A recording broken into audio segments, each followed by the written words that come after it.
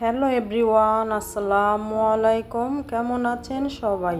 আশা করেছি কাছে দূরে, দেশ এবং দেশের বাহিরে যে যেখান থেকে আমার ভিডিওটি দেখছেন বা দেখবেন, সবাই আশা করি ভালো আছেন। আল্লাহর রহমতে পরিবার নিয়ে আমিও বেশ ভালো আছি। আজকে আরও একটি নতুন ডেলি ব্লগ নিয়ে চলে আসলাম। আমি মুক্তা ২৫০০ থেকে বলছি। আশা করেছি আপনাদের কাছে এই ভিডিওটি দেখলে বেশ ভালো লাগবে। প্রথমে আমি ঘুম থেকে উঠে নিজে ফ্রেশ হয়ে নিয়েছি। তারপর আমার ছেলেদেরকে আমি নাস্তা খাইয়ে দিয়েছি। এরপরে আমি রুমে চলে আসলাম। প্রথমে আমি আমার খাটটাকে সুন্দর করে মুছে ক্লিন করে নিয়েছি। এরপর দেখেন, এর উপরে আমি নতুন একটি বেডশিট বিছিয়েছি। এই মূলত কেনা হয়েছে আমাদের ২৫০০ মার্কেট থেকে। এখানে আপনারা অনেক ধরনের নতুন নতুন ডিজাইনের বেডশিট পেয়ে যাবেন। এরপর আমি আমার শোকেসটাকে ভালো করে মুছে নিয়েছি। এরপর আমার ছেলের পড়ার টেবিলটাকে ভালো করে মুছে দিয়েছি।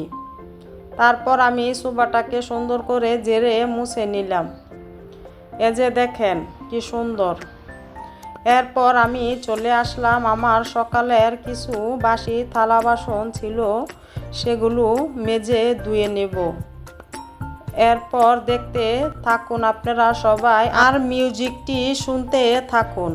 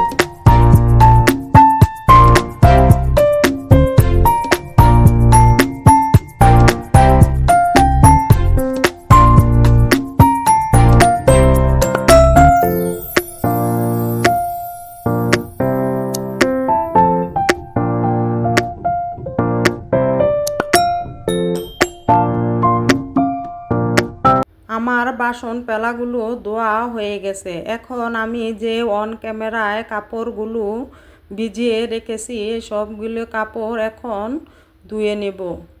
মানে আমার দুই ছেলের কিছু কাপড় চোপড় আর বেডশিটগুলো ভিজিয়ে নিয়েছিলাম।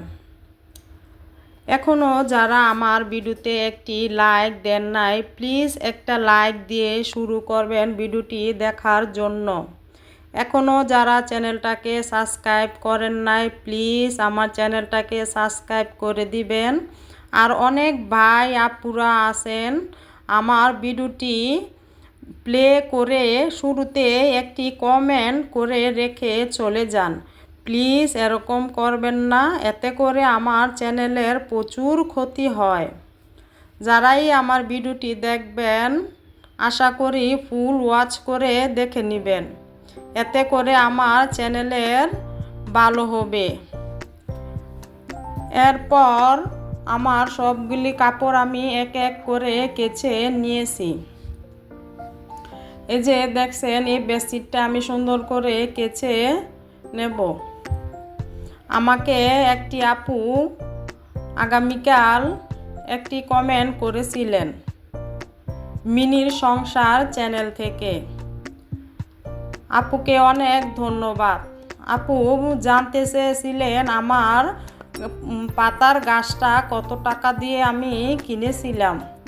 আপু মূলত এই গাছটা আমি 900 টাকা দিয়ে আমাদের ২৫০০ মার্কেট থেকে কিনে নিয়েছি। যদি আজকে আমার এই ভিডিওটি আপনি দেখেন, তাহলে আপনার প্রশ্নের উত্তর পেয়ে যাবেন। আর এখনও যারা আমার চ্যানেলে নতুন, প্লিজ সবাই সাবস্ক্রাইব করে দিয়ে আমার পাশে থাকবেন। আমি সবগুলো কাপড় এখন সুন্দর করে ধুয়ে নেব। ধোয়া হয়ে গেলে আমি কাপড়গুলো সুন্দর করে নেড়ে দেব। এখনও কিন্তু আমার রান্নাবাড়ি কিছুই হয় নাই। আমি কাপড়গুলো ধুয়ে নেড়ে দিয়ে এসে রান্না বসাবো।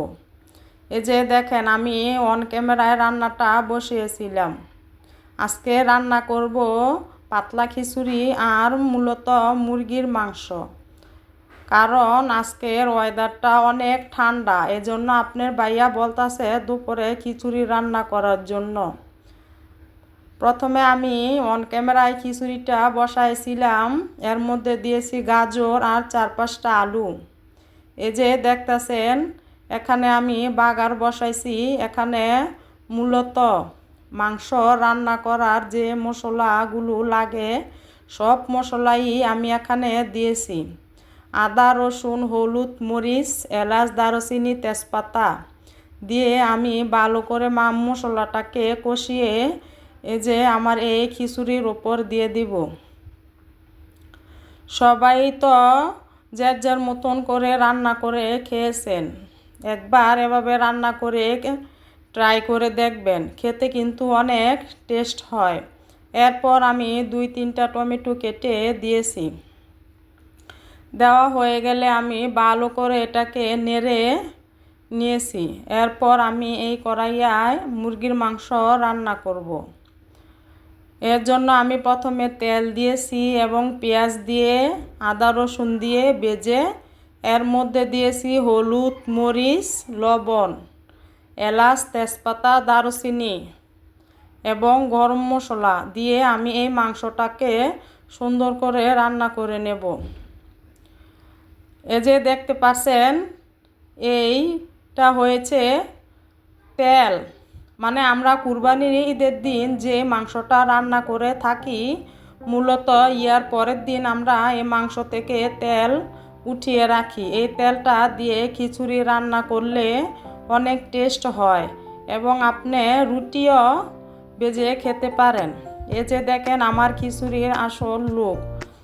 রান্নার শেষে আমি রাইস কুকারে ঢেলে রেখে আজকে আমার এই রান্নাটা কেমন হয়েছে সবাই কমেন্টে জানাবেন।